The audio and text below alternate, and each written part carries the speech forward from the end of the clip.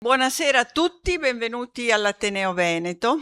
Questo è il primo incontro di un piccolo ciclo che abbiamo deciso di dedicare alla ricorrenza degli 800 anni della morte di San Francesco, che appunto è morto nel 1226. E questo ciclo vorremmo, come dire, un po' legarlo a Venezia. Siamo contenti di avere con noi frate Lorenzo Raniero, che è frate minore francescano, attualmente preside dell'Istituto di Studi Ecumenici San Bernardino a Venezia.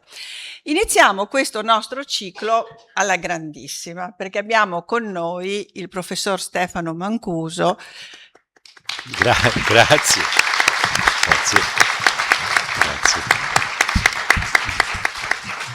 Stefano Mancuso, neurobiologo vegetale, si occupa delle facoltà cognitive delle piante, le loro capacità di adattamento e di risoluzione dei problemi.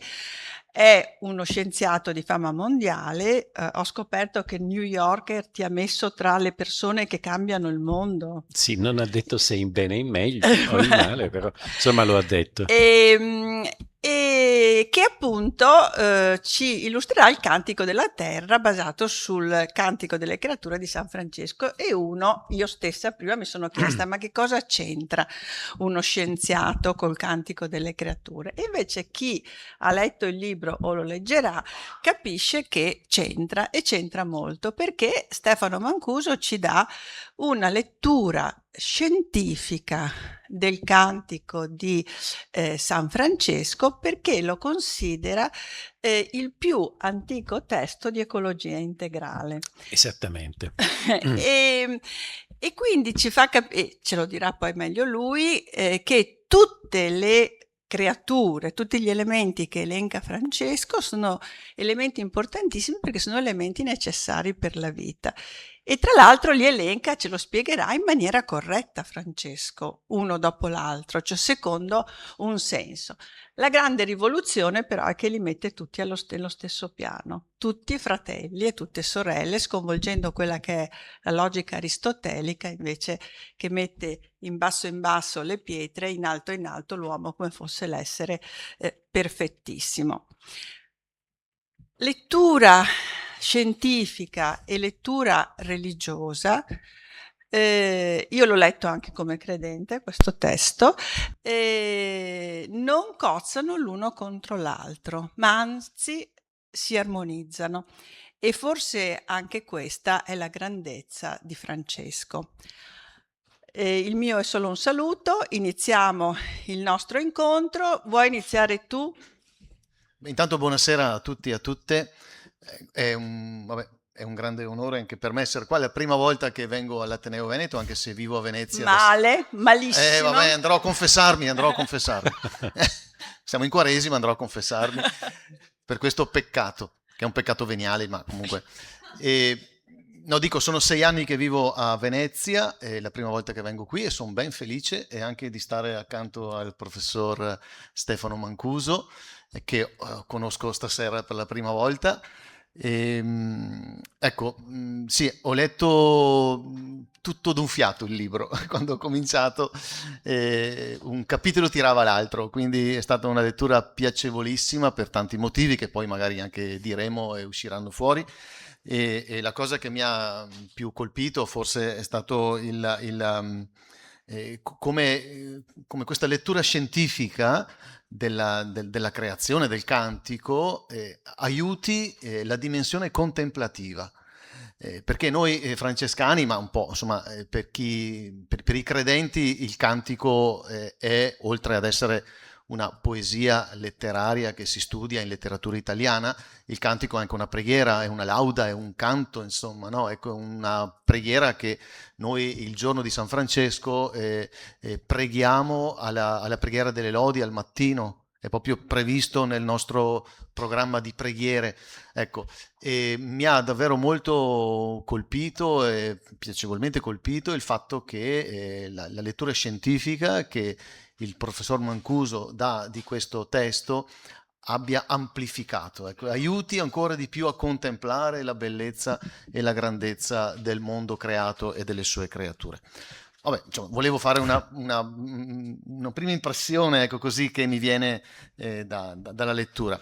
E io faccio allora una prima domanda, se posso permettermi, così, ecco. Il libro è attraversato da tanti ricordi autobiografici, no? Ecco, e ci sono anche quelli di quando il professor Mancuso, ecco, andava a scuola dalle suore e via dicendo. E la domanda è questa, insomma, quando è che nasce questa, beh, innanzitutto la conoscenza del cantico, quando è che conosce il cantico e quando è che nasce questa passione per il cantico, che appunto è legata un pochino a delle vicende biografiche, e poi come da scienziato poi lo ha riscoperto e lo ha ripreso, ecco.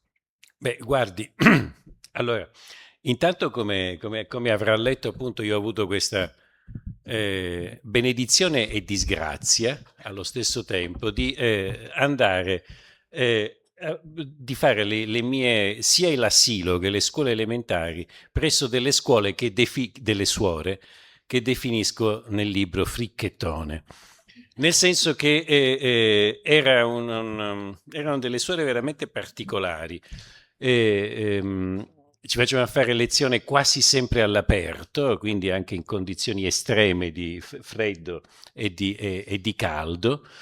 E in questo contesto il cantico delle creature era citato più spesso dell'Ave Maria.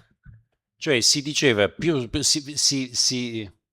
si pregava di più col cantico delle creature che con qualunque altra preghiera cattolica possiate immaginare. Beh, questo è stato, diciamo, il mio inizio. Poi, come accade spesso, questa sovraesposizione al cantico a qualunque cosa, anche al cantico delle creature, mi ha un po' stuccato e poi mi ci sono staccato. E per tanti anni ogni tanto mi tornava, mi ronzava intorno nelle classi, come arriva più o meno da chiunque, come primo testo, ad esempio, della poesia italiana. E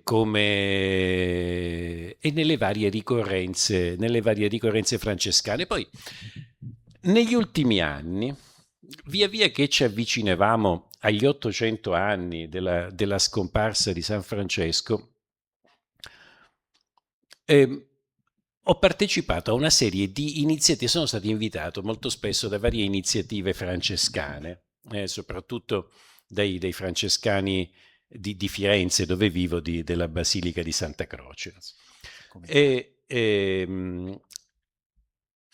lì ho cominciato a rileggere con un occhio diverso il cantico delle creature, chiamiamolo col suo nome corretto, il cantico di Frate Sole.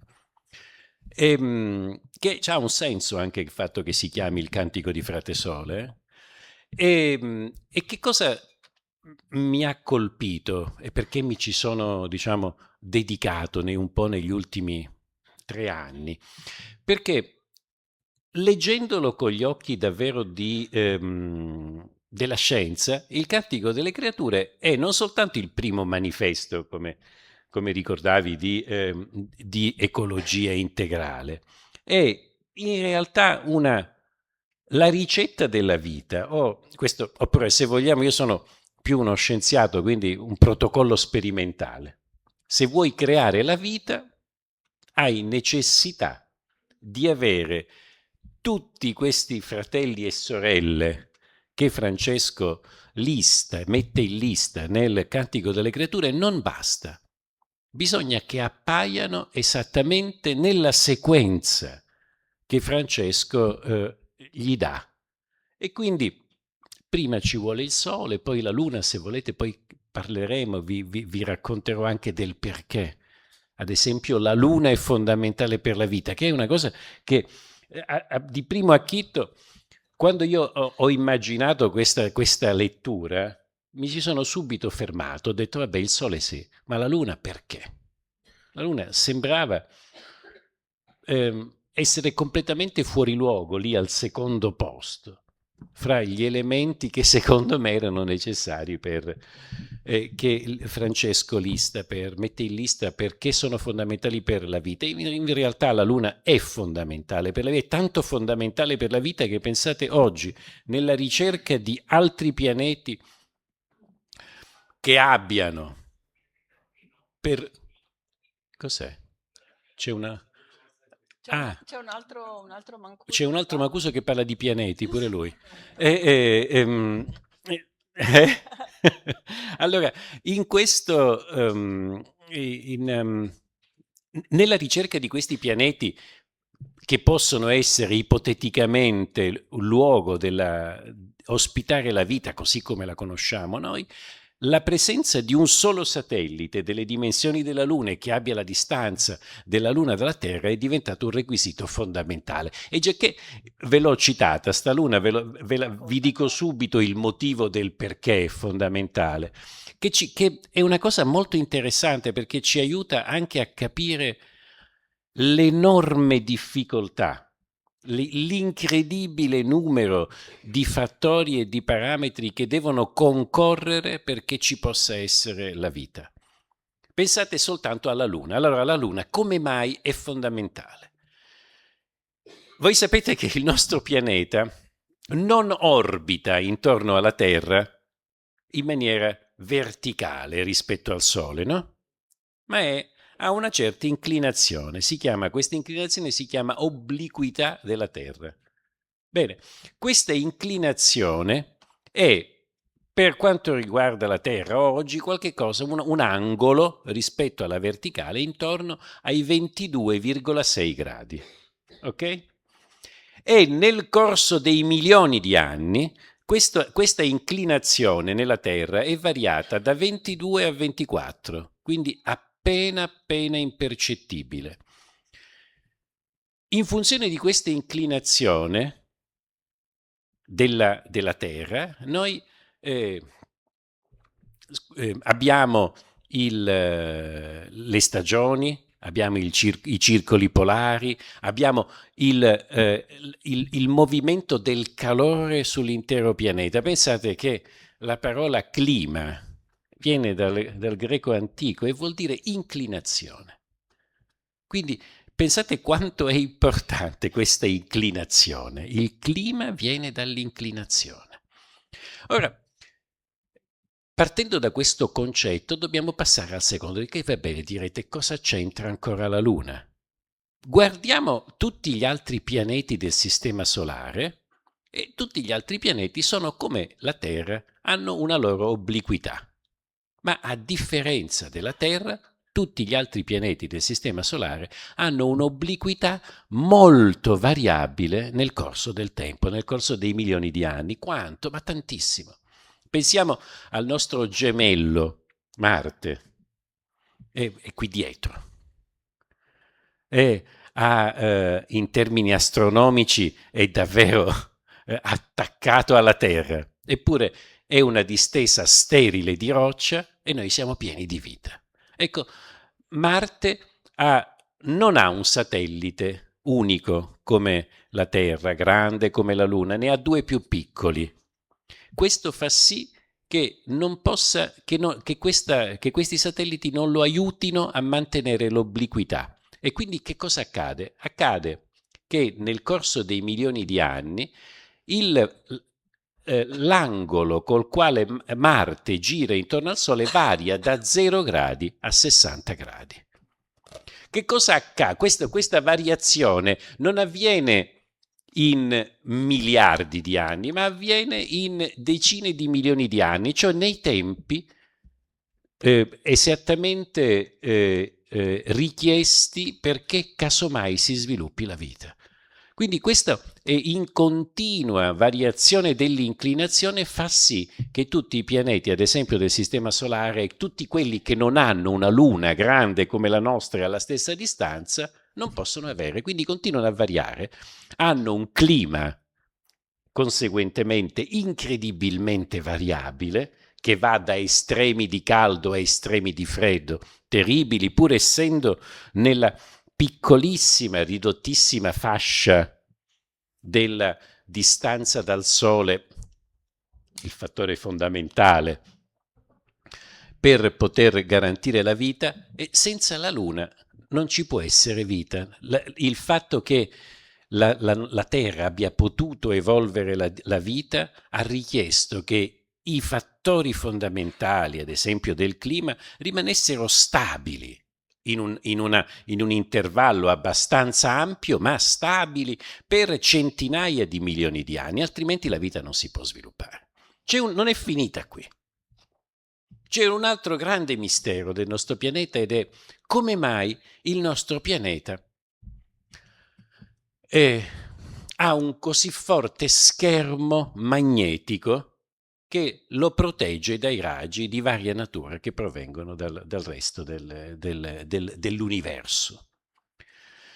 Beh, noi abbiamo saputo pertanto sappiamo che da sempre, insomma da diversi secoli, sappiamo che il motivo è questo campo magnetico che sta intorno alla Terra. Ma perché c'è il campo magnetico? È una questione un pochettino più complessa. Sapevamo anche che il campo magnetico, questo campo magnetico così forte, era dovuto a un nucleo metallico della Terra. Cioè la Terra ha dentro di sé un'enorme palla di metallo che genera questo campo magnetico, ma una palla di metallo ferma non genera alcun campo magnetico. E come mai ci fosse questo grande ribaltamento e movimento di metallo all'interno della Terra non lo sapevamo, fin quando, qualche decina di anni fa, i vari studi hanno concordato che lo dovevamo alla Luna. Era la Luna, erano le stesse maree che provocano l'innalzamento dei mari a provocare questi movimenti del metallo all'interno della Terra che generano, viene chiamata addirittura la geodinamo, la dinamo interna, che genera questo campo magnetico che ci protegge dai raggi che altrimenti sterilizzerebbero completamente la vita. Non ci potrebbe essere vita se non ci fosse questo campo magnetico. Pensate quindi quanto è fondamentale un fattore come la Luna. E la Luna però arriva soltanto al secondo posto. Al primo posto c'è il Sole. Perché? Beh, è ovvio. Fra l'altro il Sole è proprio è il simbolo stesso di Dio per Francesco, lo dice, di cui porta significazione. Perché? Beh, perché pensate, il Sole è difficile anche immaginare l'importanza del Sole per il Sistema Solare. Pensate che il 99,84% della materia del Sistema Solare è il Sole.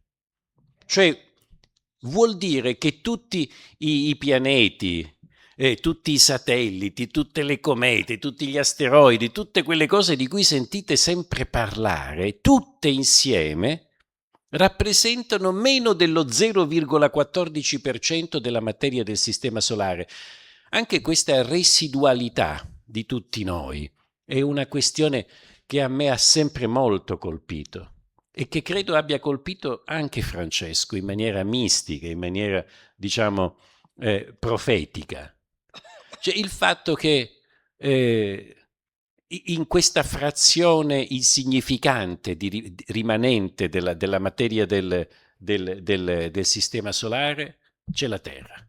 Il fatto che in questa frazione insignificante della vita della Terra c'è l'uomo. È una frazione insignificante. Gli animali tutti insieme sono lo 0,3% della vita. Pensate a quanto è diversa la percezione che noi abbiamo della realtà rispetto alla realtà stessa. Quando mettevamo la Terra al centro dell'universo, mettevamo questo granello insignificante di materia al centro dell'universo. Quando mettevamo l'uomo al centro dell'universo, quando continuiamo a mettere l'uomo al centro dell'universo, stiamo mettendo al centro dell'universo una nullità, un niente, qualche cosa di totalmente irrilevante per la vita in generale. irrilevante, irrilevante in termini di tempo da che esiste su questo pianeta, irrilevante in termini di quantità rispetto all'altra vita, eppure tutto viene visto semplicemente soltanto attraverso questi occhi qui. Ecco, quindi il Sole invece è qualcosa di enormemente più ampio, più potente, più grande rispetto a tutto questo. Pensate semplicemente che a parte essere il 99,86% della materia del Sistema Solare, ogni secondo il Sole produce, me lo scrivo perché non me lo ricordo quasi mai, spero di essermelo scritto, sì, 3,8 per 10 alla 26 watt di energia. Ora direte che cos'è un numero che vale un altro? Diciamo, chiamiamolo in altri con dei numeri, con una notazione che conosciamo tutti: 380 milioni di miliardi di watt al secondo. Vogliamo avere una quantificazione più pratica di cosa sono 380 milioni di miliardi di watt al secondo? Se noi potessimo catturare un solo secondo dell'energia prodotta dal Sole, questa servirebbe a coprire tutte le necessità energetiche immaginabili dell'umanità per i prossimi 300.000 anni. Questa è la quantità di Sole, questa è la quantità di energia che produce. Ecco, in questo senso, quando Francesco parla con questa lingua, fra l'altro, che è un'altra delle cose che incanta di Francesco, è l'economia. Ora, torniamo, però una piccola parentesi sull'economia, non soltanto sulla poeticità delle parole di Francesco, ma l'economia, cioè non usa una parola in più. Io sono un accademico e questa cosa mi colpisce moltissimo. Questo uso povero, sobrio delle parole è come che è una questione non irrilevante. Francesco fa un uso sobrio di tutto. Qualunque cosa la usa nella minima quantità possibile. Questo ora ci torneremo perché è uno dei punti fondamentali di questo argomento. Ma questo uso proprio morigerato delle parole è giusto, le uniche, pensate, cos'è? Come l'acqua, famosa l'acqua, molto utile, et umile, et preziosa, et casta. E il Sole? Beh, il Sole è giorno. Pensate, uno potrebbe dire, ma è molto banale questa cosa, il Sole è il giorno, ma e invece è estremamente profonda come riflessione in una sola parola, perché appunto è giorno, è l'energia, è quello che cambia il giorno, la luce dal buio. E pensate quando scrive questa cosa, c'è una nota biografica anche da questo punto di vista che è commovente, perché quando scrive il Cantico delle Creature, Francesco è praticamente cieco, anzi probabilmente completamente cieco, tant'è vero che non lo scrive, lo detta a qualche suo confratello. E nel 1200 il cantico è scritto fra il 1224 e il 1226, questo più o meno sembra essere oggi la datazione più corretta, quindi con le ultime, con la parte più importante, più significativa scritta proprio nei pochi mesi prima della morte. E nel 1219 Francesco va in Africa, a Damietta, e lì contrae una malattia agli occhi di cui noi non sappiamo esattamente cosa sia, ma sono quasi tutti gli studi sono concordi nel ritenere che sia il famigerato, il terribile, la malattia, una malattia terribile che è il tracoma. È quella malattia che continua a colpire ancora oggi milioni, soprattutto di bambini africani, ed è realmente una malattia terribile perché è una malattia incredibilmente dolorosa. Perché quello che accade è che le palpebre, nella loro parte interna, diventano silicee e ruvide e quindi ogni volta che si sbattono gli occhi si ferisce l'occhio. Le ciglia si incurvano verso l'occhio. È una malattia veramente terribile, dolorosissima e che porta inevitabilmente alla cecità.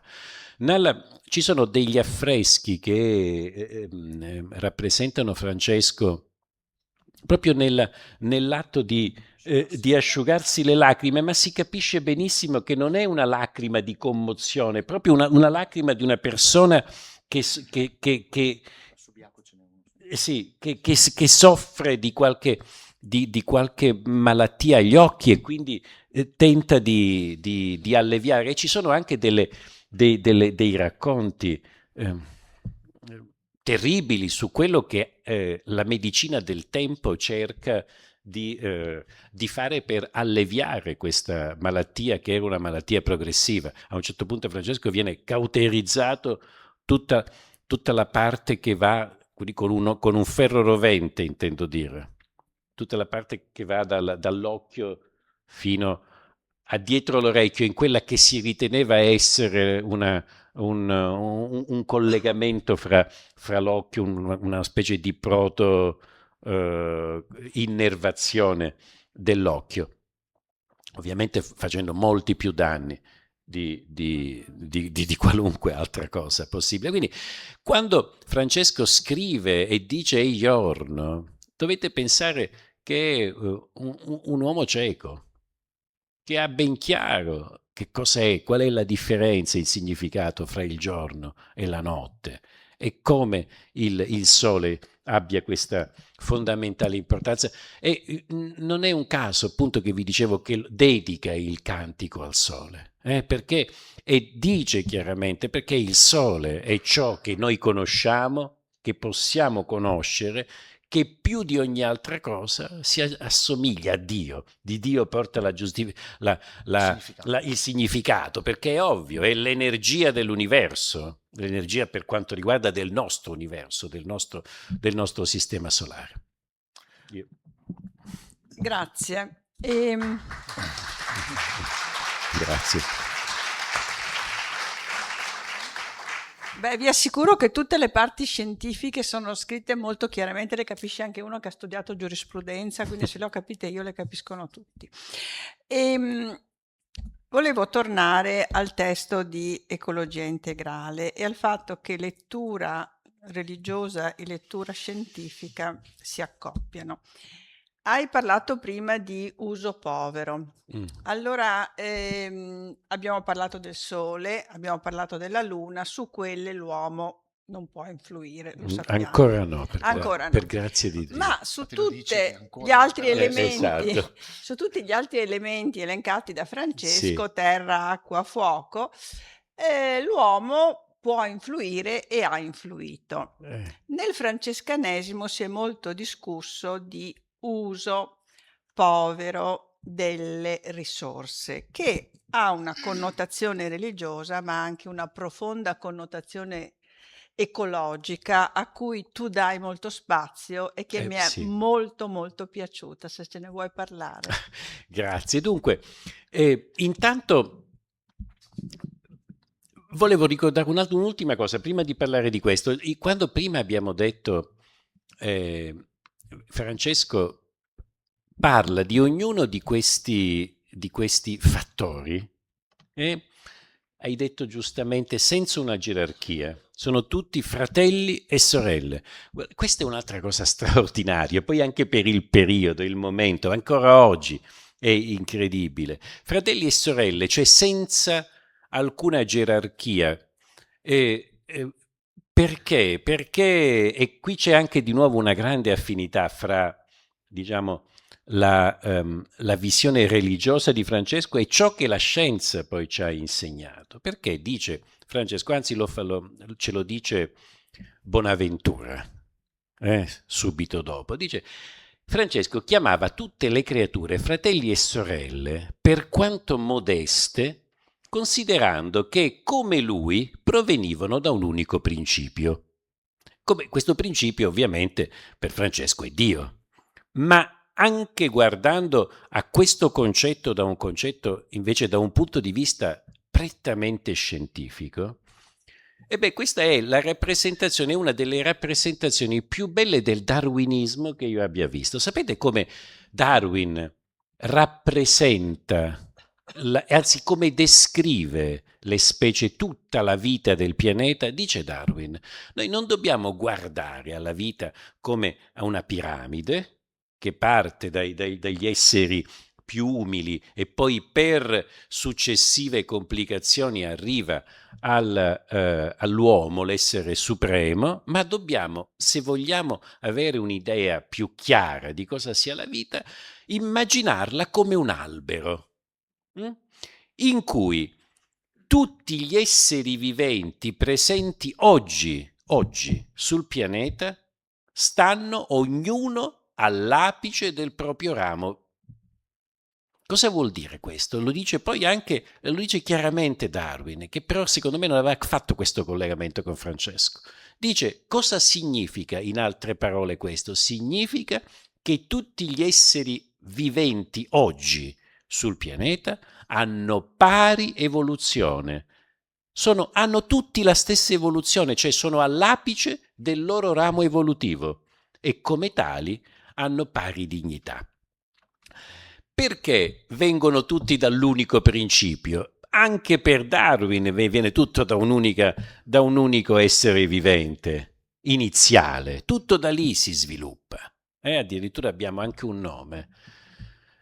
Si chiama, che è uno di quegli acronimi che piacciono molto agli scienziati. Si chiama LUCA. LUCA vuol dire Last Unknown Common Ancestor. L'ultimo sconosciuto antenato comune. E a un certo punto, all'inizio di tutto, c'è una cellula. Una.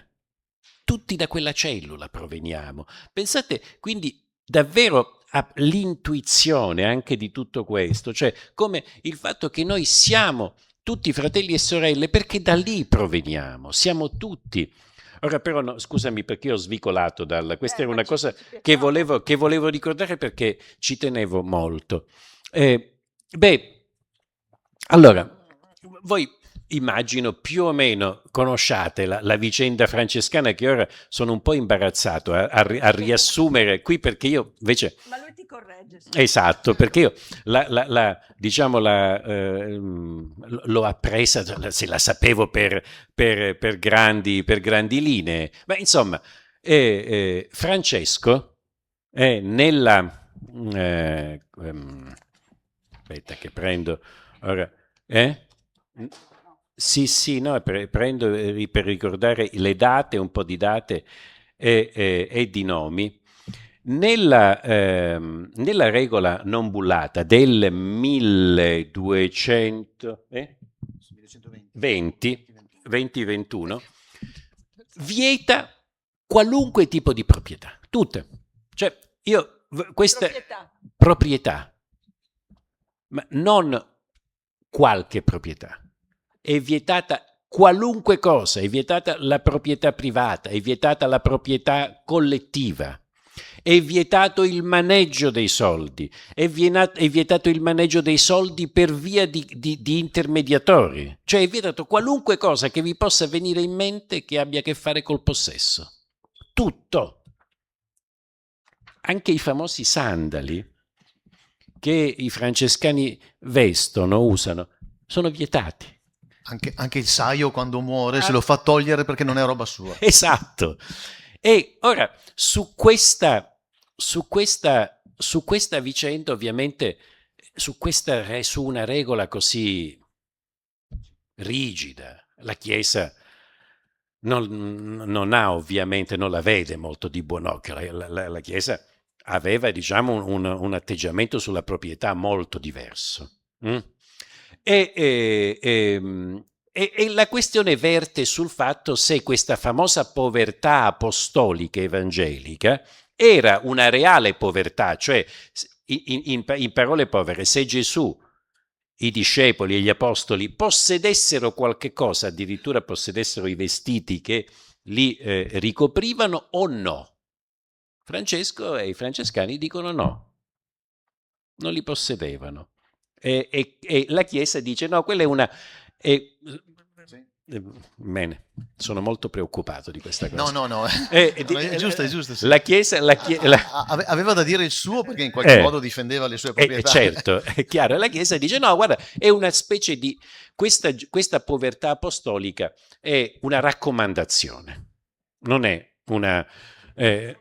non è un obbligo, quindi sì, è meglio essere poveri, ma insomma, capite che quella regola, la regola di San Francesco è una cosa completamente diversa. Qualche anno dopo viene Onorio III, approva una regola che viene chiamata la regola bullata, che attenua un pochino, ma queste diciamo ferme, rigide, questi rigidi paletti di Francesco, ma mica tanto. La proprietà continua ad essere in qualunque sua forma vietata. Ecco, in diciamo, in questa discussione, a un certo di cui io sapevo, diciamo, quello che si sa per sentito dire, generico, un giorno appunto sono partecipando a queste attività di Santa Croce, sono diventato amico del rettore che si chiamava, perché ora sta da un'altra parte, padre Giancarlo. Ecco, padre Giancarlo, un giorno, dopo che avevamo fatto diverse conferenze, avevamo scritto diversi articoli, eccetera, mi fa una specie di, mi regala una specie di onore che continua a stupirmi molto e di cui sono anche molto, diciamo, vergognoso a doverne parlare. Però bisogna che ve lo dica per raccontarvi la storiella. Insomma, un giorno padre Giancarlo mi dice: ma sai che la Basilica di Santa Croce è stata da sempre un centro di educazione, cioè di didattico, e aveva delle cattedre di teologia, cattedre di umanistica, cattedre di linguistica, ma a partire praticamente dalla fine del 200. E ha avuto sempre queste cattedre, e ora fai dall'800 che non ne ha più, ma io vorrei per riaprire per te una cattedra che vorrei chiamare custodia del creato. E questa cosa chiaramente mi colpisce molto, mi inorgoglisce, mi onora tanto, ma evidentemente padre Giancarlo deve aver visto che io di ste cattedre non ne sapevo nulla, ma zero, per cui mi guarda e mi fa: ma guarda che stiamo parlando che una cattedra qui, dico, che ne so, ci sono state persone famosissime, anche una delle ultime cattedre era Papini, Giovanni Papini nell'Ottocento, ma prima lui mi dice: guarda che fra le cattedre per entusiasmarmi c'era la Pietro di Giovanni Olivi, proprio testualmente. Qui alla fine del 200 c'era Pietro di Giovanni Olivi. Però io proprio lo guardo e faccio: Pietro di Giovanni Olivi, ma pensa te. E ha insegnato a Ubertino da Casale, ha conosciuto Dante Alighieri, e dico: bene, dico, sono contento di questa cosa. Però lui mi guarda, padre Giancarlo, e mi dice: tu non l'hai mai sentito nominare Pietro Giovanni Olivi? Dico: no, mai sentito nominare, proprio mai. Vabbè, non ti preoccupare, questo è bello dei francescani, non si scandalizzano. E quando vado via, quella sera, lui arriva letteralmente con una scatola di quelle lì dove si mettono le banane, una scatola così, piena di libri, fotocopie, eccetera, su Pietro di Giovanni Olivi. Lei prova a leggertelo, secondo me ti interessa. E aveva ragione, perché Pietro di Giovanni Olivi è il primo a usare questa terminologia dell'usus pauper, l'uso povero delle cose, perché io trovo che è veramente stata, ringrazio sempre padre Giancarlo, perché è una rivoluzione. Oggi, ancora più di allora, oggi sarebbe fondamentale comprendere che cos'è quest'uso povero, perché di fatto la questione per cui dice Pietro di Giovanni Olivi noi non possiamo possedere nulla è perché le cose non sono nostre. È semplicemente questa la questione, cioè le cose quali sono queste cose che non sono nostre? Sono quelle cose che Francesco mette nella lista. Il sole, la luna, e vabbè.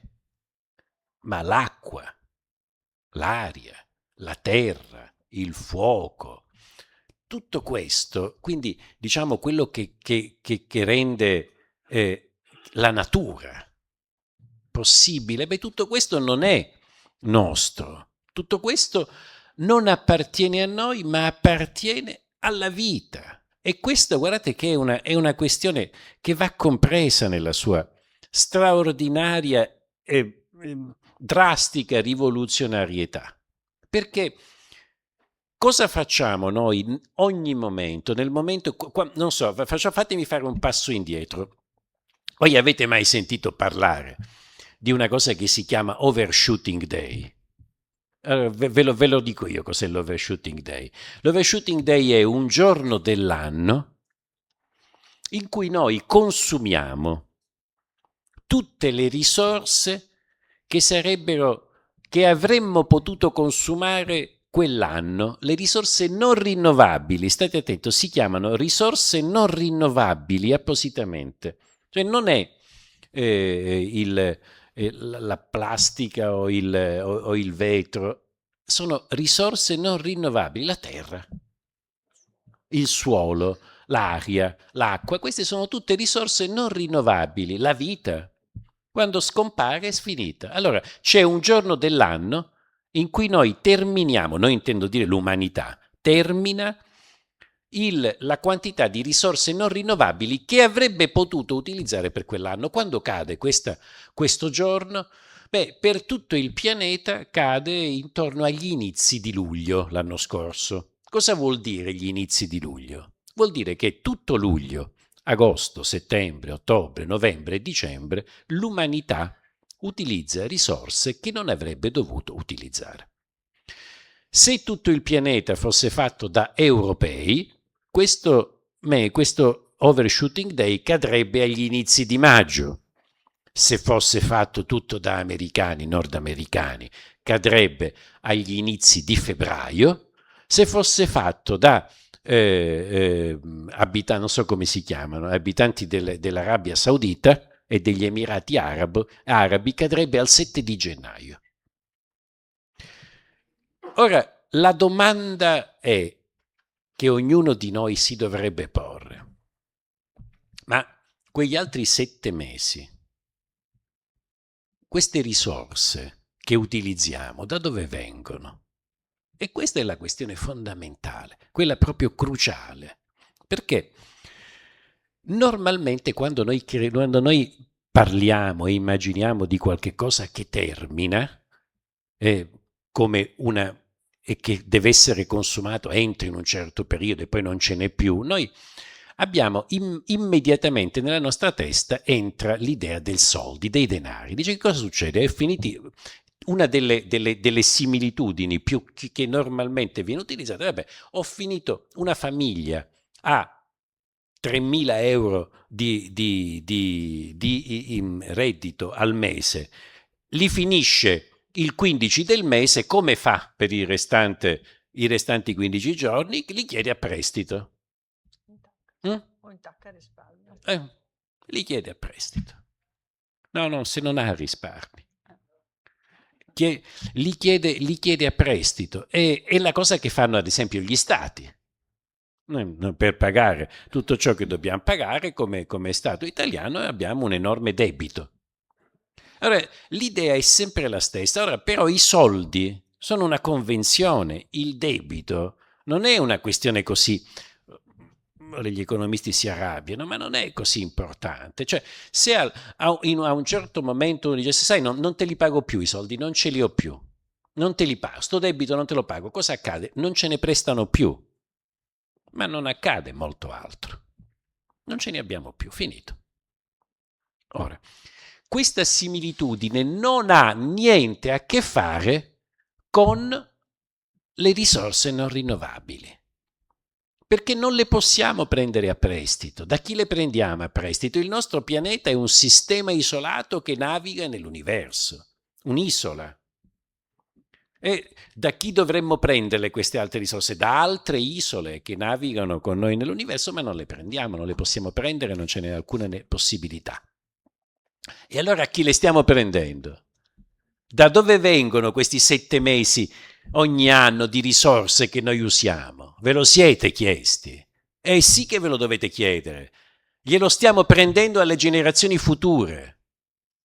E questa è la questione fondamentale. Queste risorse che noi consumiamo non sono risorse che dice, vabbè, sai, non le consumare perché sei una brava persona, ma se le vuoi consumare, consumale. Questa roba qui e qui diciamo c'è una magistrata accanto, quindi sa che immagino sia vero questa cosa. Mio fratello è un magistrato e mi ha detto che, però non so, magari mi dice anche delle stupidaggini, anzi spesso le dice, che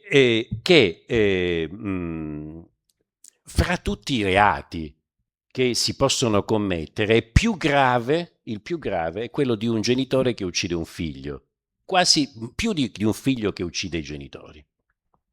Ed mi sembra ragionevole. Ora, che cos'è che stiamo facendo a livello planetario quando noi in 6 mesi consumiamo risorse che non sono nostre? Stiamo facendo esattamente questo.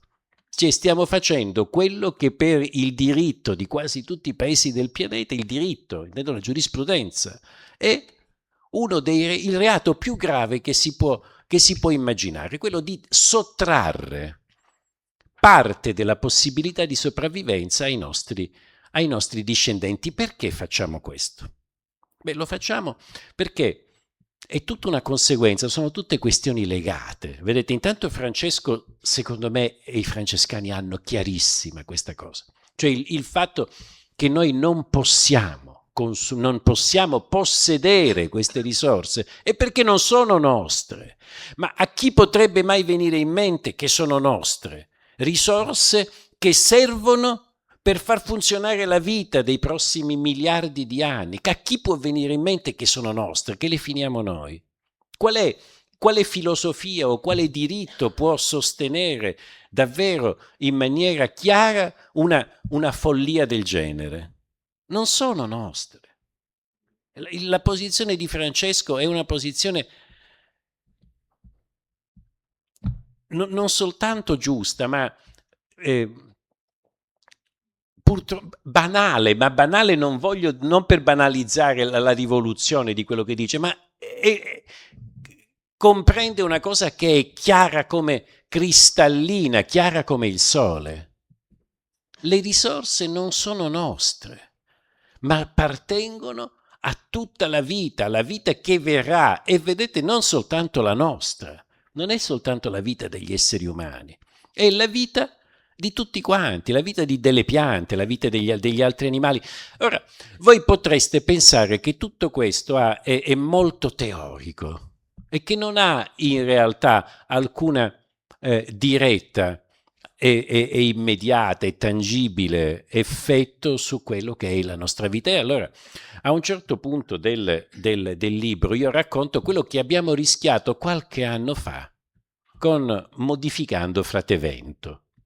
Che, se permetti, vorrei raccontarlo perché è una questione che penso sia rilevante per far capire cosa sono queste risorse che noi non possiamo in nessun modo intaccare e come questo sia davvero un crimine. Vi ricordate qualche anno fa la questione del buco dell'ozono? Diciamo, più o meno, tranne pochi... Diciamo, no, ma dico, vedo che tranne pochi, diciamo, esemplari, l'età è un'età che ricorda il buco dell'ozono. Cos'era accaduto? Cos'era questo buco dell'ozono? Facciamo un velocissimo riassunto.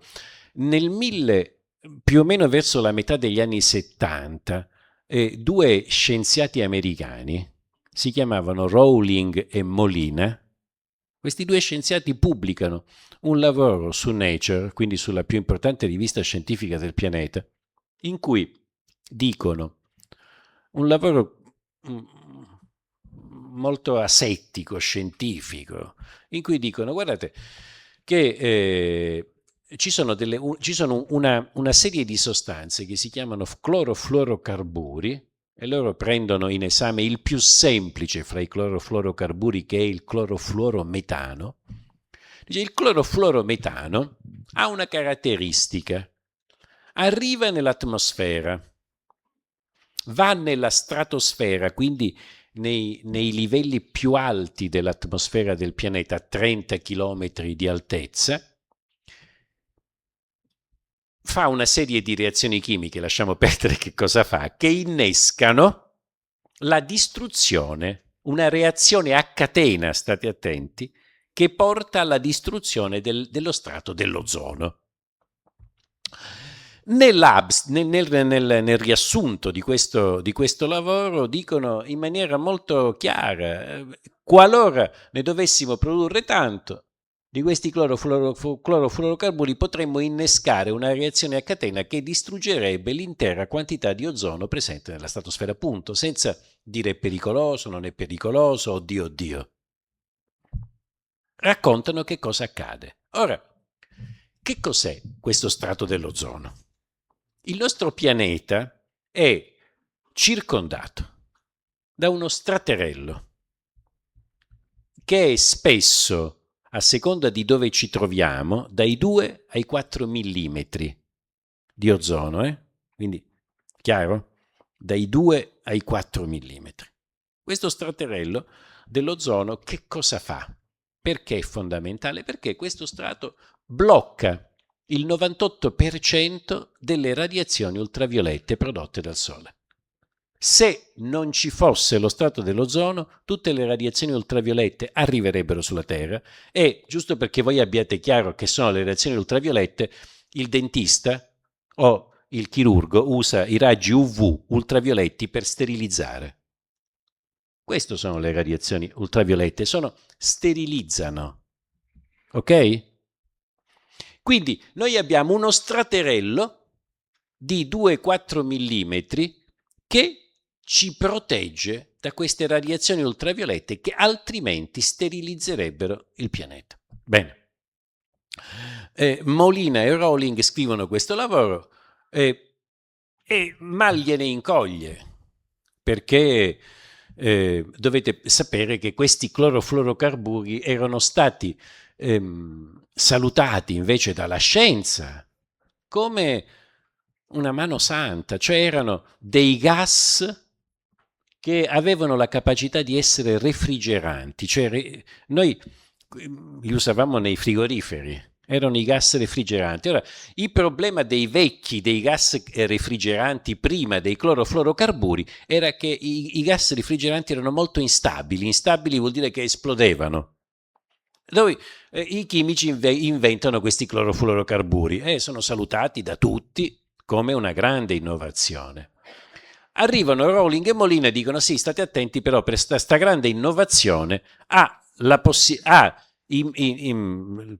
potrebbe portare alla distruzione dello stato dell'ozono. Beh, loro vengono chiaramente osteggiati in tutte le maniere, eccetera, eccetera. Vabbè, passano tutto quello che passa chiunque dica una cosa del genere che potrete immaginare.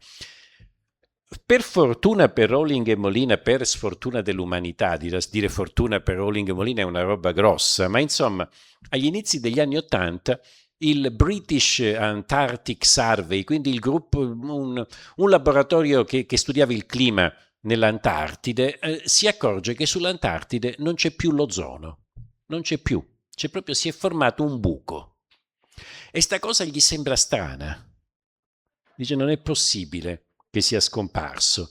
Allora chiede a tanti altri gruppi che studiavano sempre l'ozono in tutti i modi, dice ma voi che vedete? Che cosa avete? E ci si accorge che in diversi, non soltanto nell'Antartide, ma in diversi luoghi del pianeta si sono creati dei buchi nello strato dell'ozono che vanno allargandosi. Cioè è la dimostrazione palese che Rowling e Molina avevano ragione. Ora, in quell'occasione l'umanità si è comportata in maniera saggia, perché soltanto 4 anni dopo abbiamo fatto un protocollo di Montréal che ha vietato l'uso di questi clorofluorocarburi, uno il più importante di tutti è il freon. E davvero non li abbiamo più utilizzati, tant'è vero che sapete che l'anno scorso questi residui, pensate, ci sono voluti 40 anni, ma sono nulla. Questi residui buchi dell'ozono si sono richiusi. Perché siamo stati così ragionevoli? Perché l'industria dei clorofluorocarburi era un'industria importante, ma che valeva 500 milioni di dollari. Non era un'industria strepitosa e quindi ci siamo comportati in maniera saggia. Oggi, vedete, la questione del buco dell'ozono è importante, ha a che fare con le risorse, eccetera, eccetera. Noi siamo in una situazione del tutto analoga. Il famoso riscaldamento globale di cui non si deve parlare, di cui non si vuole parlare, è una cosa che la scienza conosce dal 1846. Permettetemi di nuovo di fare un piccolo riassunto. 1826, un matematico famoso, famosissimo francese, Fourier. Se qualcuno di voi ha fatto il liceo scientifico si ricorda queste trasformate di Fourier. Ecco, Fourier fa un calcolo, dice ma come la Terra sta qui, il Sole sta qui, so tutto quanto, faccio un calcolo e secondo i miei calcoli la Terra dovrebbe essere 30 gradi più fredda di quello che è. La temperatura media del pianeta dovrebbe essere meno 15 gradi, la temperatura media, mentre invece la temperatura media del pianeta è 15 gradi. Quindi ci sono 30 gradi di differenza. Com'è possibile?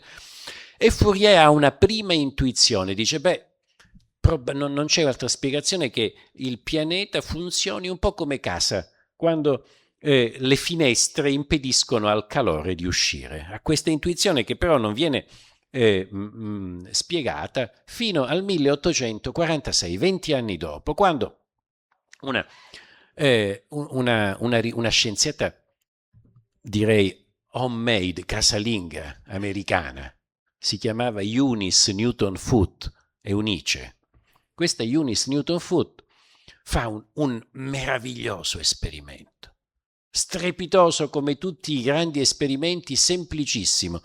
Si fa costruire dei grandi cilindri di vetro a tenuta stagna.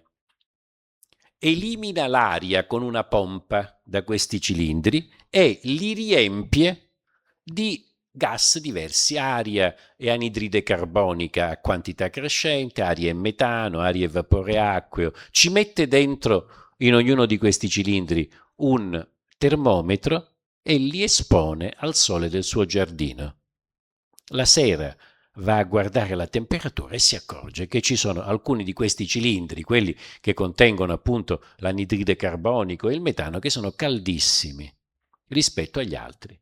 Scrive un lavoro che abbiamo, in cui descrive questo fenomeno e testualmente, e questa è la questione che io vorrei sottolineare, testualmente scrive: non sfugge alla mia attenzione il fatto che molti di questi gas sono prodotti dalle attività umane e che qualora noi continuassimo a produrre anidride carbonica e metano in quantità sempre crescenti in un prossimo futuro, la temperatura del pianeta potrebbe tranquillamente arrivare a livelli non compatibili con la vita stessa. Lo scrive nel 1846. Da quel momento, diciamo, per i 2 secoli successivi è un susseguirsi continuo di accumulare evidenze scientifiche che quanto detto da Eunice Newton Foote è vero. Qualunque cosa ne pensino i presidenti degli Stati Uniti. È vero. La scienza ha detto questa cosa milioni di volte in maniera inconfutabile. La stessa scienza che ha fatto sì che oggi noi viviamo 2 volte di più di quanto vivevamo agli inizi del Novecento. Quella stessa scienza lì che fino a quando ci allunga la vita è valida. Quando invece ci dice che quello che stiamo facendo è una catastrofe non vale più. Beh, perché non facciamola, visto che sappiamo tutto, visto che sappiamo esattamente come funziona, visto che, come mai non facciamo quello che abbiamo fatto per i clorofluorocarburi? Perché non facciamo una bella convenzione in cui diciamo: guardate signori che l'anidride carbonica la dobbiamo smettere di produrla? E perché? Perché l'anidride carbonica è prodotta in primis dalla combustione dei combustibili fossili, dal petrolio.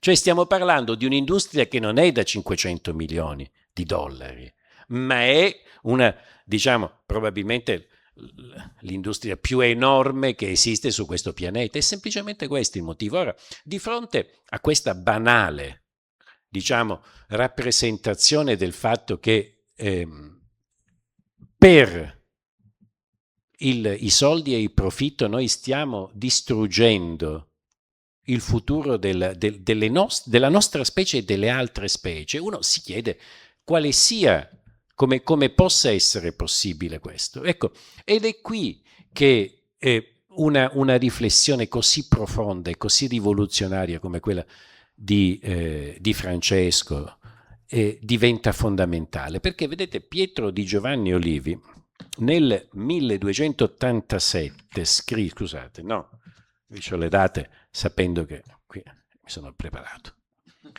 Allora, nel 1200,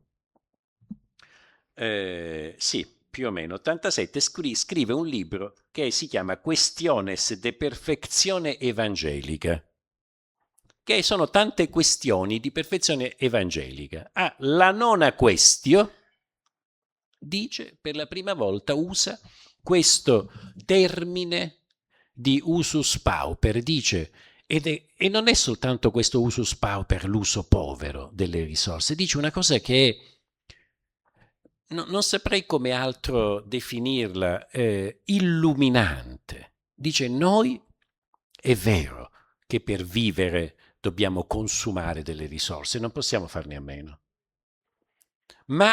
e quindi queste le dobbiamo consumare, c'è poco da fare.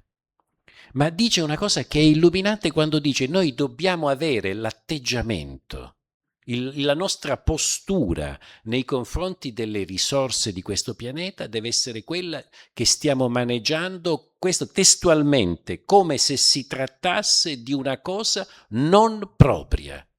Cioè noi dobbiamo, ed è bellissima questa idea, no? Che noi stiamo usando cose che non sono nostre. Ora, diciamo, tranne, certo, un sacco di farabutti fanno, però insomma, quando tu presti qualche cosa a un amico, normalmente quello sta un po' attento a come te la usa, no? È proprio una cosa, non è una cosa tua, la usa con molta delicatezza, consumandola al meno possibile. Questo atteggiamento di consumare le cose, le risorse, come se fossero cose non proprie, è una questione fondamentale.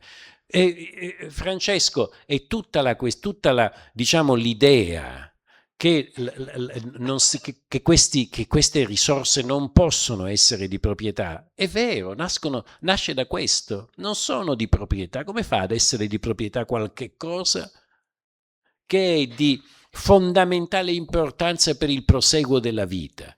E soprattutto, dov'è che noi, esseri umani, abbiamo in qualche maniera deragliato dalla strada fondamentale? Perché anche questa è un'altra questione fondamentale. Siamo solo noi che facciamo una roba del genere. Perché? Perché per noi abbiamo perso il senso dell'importanza della sopravvivenza della specie. La specie per noi non è più importante. Allora, se la vogliamo chiamare specie in termini scientifici o umanità, è la stessa cosa, è la nostra comunità, il nostro insieme. Pensate all'intelligenza artificiale, no? Qual è uno dei problemi dell'intelligenza artificiale? Che l'intelligenza artificiale risponde, è costruita sulla nostra intelligenza, non è un miracolo che è arrivato sulla Terra. L'intelligenza artificiale è un sistema per moltiplicare alcuni sistemi che la nostra intelligenza, l'intelligenza umana, utilizza. Qual è il problema fondamentale? È che parti dall'idea che l'intelligenza umana non abbia pecche, sia perfetta. E questo è di nuovo, a chiunque si guardi intorno, non può apparire come questa perfezione assoluta. È ovvio che l'intelligenza umana ha un'enorme quantità di pecche. Queste pecche però non le abbiamo viste. Quando noi moltiplichiamo per miliardi di volte la capacità dell'intelligenza artificiale di ragionare come ragioniamo noi, moltiplichiamo la parte positiva e moltiplichiamo anche la parte negativa. Per capire che cosa vuol dire questa cosa, ho un po' di tempo per fare... Non so. Scusa, io poi vi sto prendendo, parlo solo io. No, ma noi avevamo era un po' domande, ma ne facciamo sì, appunto. Dopo tocca a lui. Sì. Però, allora, se non le hanno già 20 loro. Però per me, finisco poi volentierissimo. Per me non c'è nessuno. Allora, in Francesco c'è questa idea che appunto che l'umanità, addirittura in Francesco c'è l'idea che tutta la vita, che è la questione fondamentale, ed è questa la vera idea, la maniera per comprendere la vita. La vita è un fenomeno unico. Non è la vita mia o la vita tua o la vita del pesce, dell'albicocco e del fungo. La vita è un fenomeno unico, è una cosa unica, che ha delle regole, delle necessità e dei bisogni. Beh, qualche tempo fa un giornale mi scrive, La Repubblica, mi chiede di scrivere un articolo sull'intelligenza artificiale, sui limiti dell'intelligenza artificiale. Io avevo ben chiari quali erano questi. Però per capire questa cosa qui e per far capire qual è la differenza fra un'intelligenza naturale e un'intelligenza artificiale, faccio leggere a varie intelligenze artificiali due brevi testi di letteratura. Uno è un racconto di una scrittrice che è morta qualche anno fa, americana, si chiamava Ursula Le Guin, che a me piaceva moltissimo, la quale scrive un racconto che si chiama Quelli che scappano da Omelas. E che cos'è questo racconto? Omelas è una città immaginaria in cui in cui tutta la vita di Omelas è perfettamente felice. Non solo gli esseri umani, tutti. E sono tutti perfettamente felici. A Omelas non esiste il dolore, non esiste il bisogno, non esiste la malattia, non esiste la morte, non esiste niente. È una perfetta beatitudine. E il racconto è un raccontino di 3 pagine. Inizia nel mezzo di quello che potremmo dire essere il momento più felice di questa città, perché stanno festeggiando la festa di primavera, sono tutti nudi che ballano e cantano per questa città, tutti, tranne un bambino. C'è un bambino che è segregato in uno scantinato, malato, irrimediabilmente infelice, e tutti sanno dell'esistenza di questo bambino. Non solo sanno tutti l'esistenza di questo bambino, sanno anche un'altra cosa in questa città, che la loro perfetta felicità dipende, state attenti, dipende dall'infelicità di quel bambino. Quelli che scappano da Omelas sono quei pochi che non possono pensare che la propria felicità dipenda dall'infelicità di quel bambino. Beh, questo dilemma sono stati scritti tanti libri su come non è neanche un'invenzione della Le Guin. Lei scrive questo racconto, ma il dilemma è un dilemma classico, scritto in maniera ancora più meravigliosa nei Fratelli Karamazov di Dostoevskij. Nei Fratelli Karamazov ci sono 3 fratelli, sono uno soprattutto è cattivello, e ce n'è un altro invece che è un santo, Alexei, Alyosha. E questo è Ivan, invece, che è quello cattivo, che lo provoca in continuazione. A un certo punto, in uno dei dialoghi più famosi dei Fratelli Karamazov, gli dice: ma Alyosha, se ora tu, che sei sempre così pronto ad aiutare tutti quanti, che vuoi alleviare le pene del mondo, se ora tu avessi la possibilità di creare una nuova umanità, priva di dolore, priva di malattie, priva di morte, e per fare questo tu dovessi farlo uccidendo e torturando quel bambino che vedi lì davanti, ora davanti a te, che si tocca il petto, tu lo faresti? Dimmelo e di la verità. Questo sono i Fratelli Karamazov. Allora io ho fatto leggere a varie intelligenze artificiali questi 2 testi, e dopodiché gli ho detto: che cosa avresti fatto al posto di Alyosha o al posto di un abitante di Omelas? Pensi che sia tollerabile tutto questo? E secondo voi come risponde un'intelligenza artificiale a un quesito di questo tipo? No, intanto risponde. Voi come rispondereste? Ve lo dico io come rispondereste, perché ho fatto un test con chiacchiere. Ah, ma aspetta, però bisogna capire, eccetera, eccetera. Sì, ma io voglio sapere sì o no. E di nuovo è tutta una grande chiacchiera dell'intelligenza artificiale. Beh, sa Padre Domenico come l'ho convinta l'intelligenza artificiale? A un certo punto gli ho detto: senti, dopo mi hai estenuato.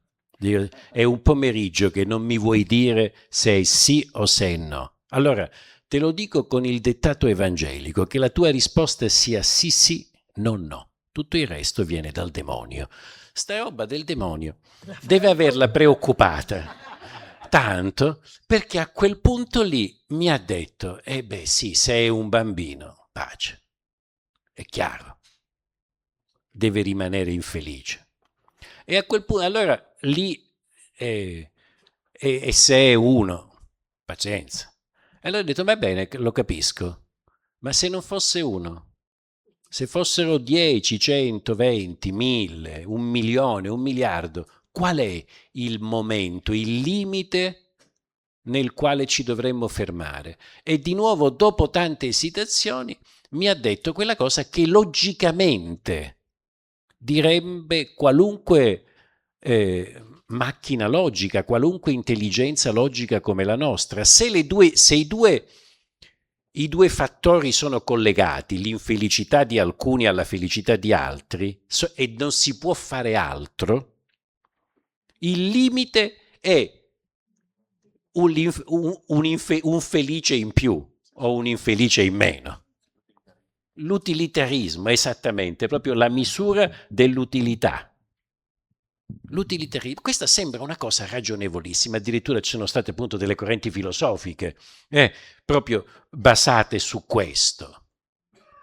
Sembrerebbe una questione ragionevole, uno direbbe, beh, scusa Stefano, se non si può fare altrimenti, ebbene, come non saprei come dirvelo, ma in natura, in qualunque gruppo naturale, non potrebbe mai accadere, non soltanto questa cosa che vi ho detto io del -1, non potrebbe accadere che uno fosse sacrificato. E questa è una questione incredibilmente rilevante. Perché non può accadere che uno sia sacrificato?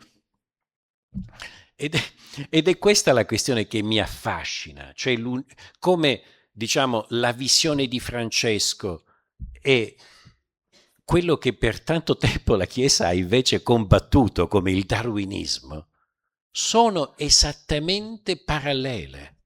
Perché come facciamo? Come faccio io? Vediamo, provo a spiegarvelo, a farvi Immaginiamo.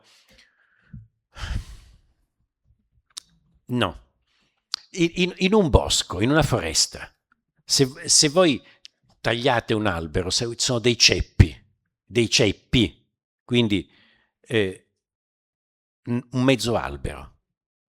Ci sono dei luoghi in cui questi alberi sono seguiti da secoli e noi sappiamo che ceppi tagliati di alberi tagliati 3 secoli fa sono ancora vivi. Com'è possibile? Perché gli altri alberi intorno li mantengono in vita. Questo è un dato di fatto. Ora, uno si chiede, ma per quale motivo? Qual è il motivo per cui degli alberi dovrebbero tenere in vita dei ceppi?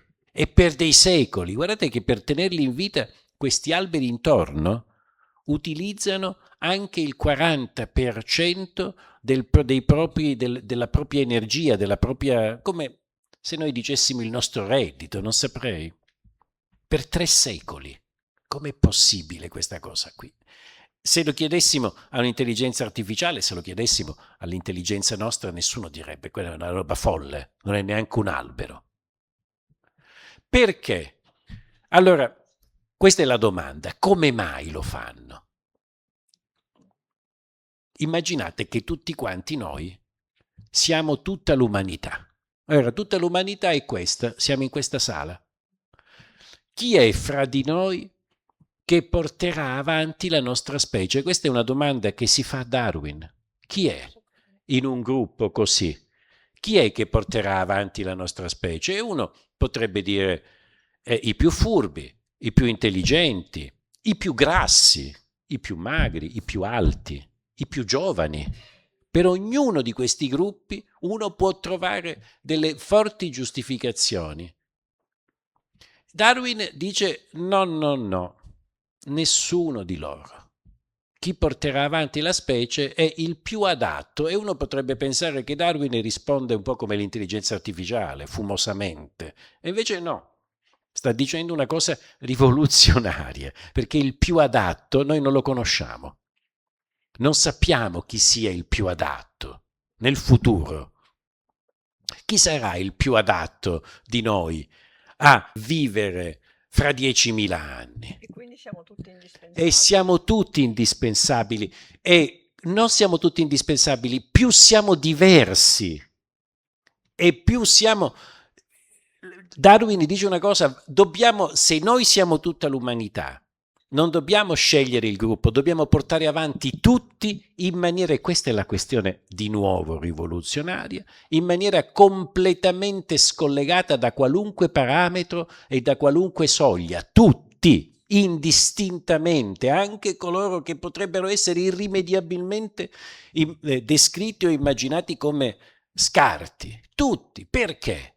Perché è nella diversità che la vita trova le possibilità per prosperare. Ora, questa cosa che noi abbiamo completamente perso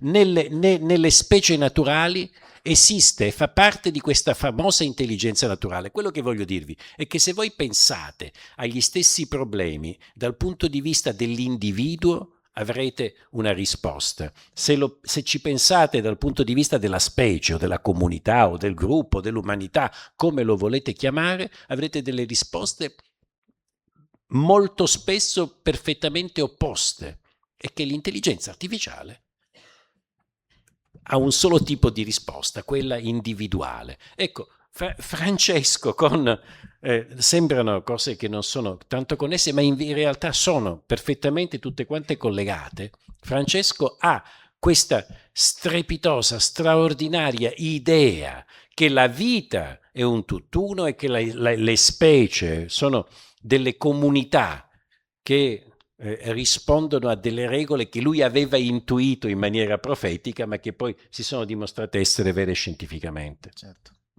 Grazie.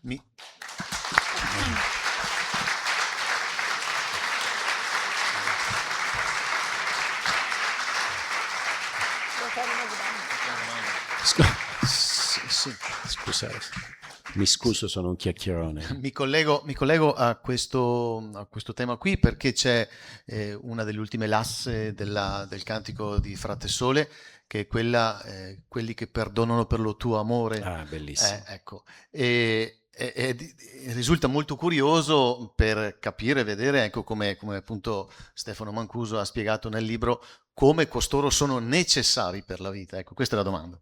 Sì, chi sono? In una delle ultime lasse, c'è anche la morte corporale, la nostra morte corporale, che sembrerebbe l'antitesi della vita. Ma in questa qui,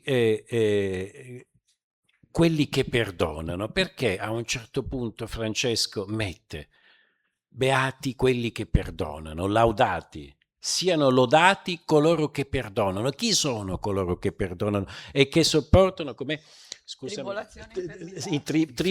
tribolazione e infermitate? Chi sono queste persone? Chi sono questi che sopportano, che aiutano tribolazione e infermitate? Esattamente quelle persone di cui parlavamo prima, quelli che ritengono che la comunità sia più importante del singolo, sono fondamentali.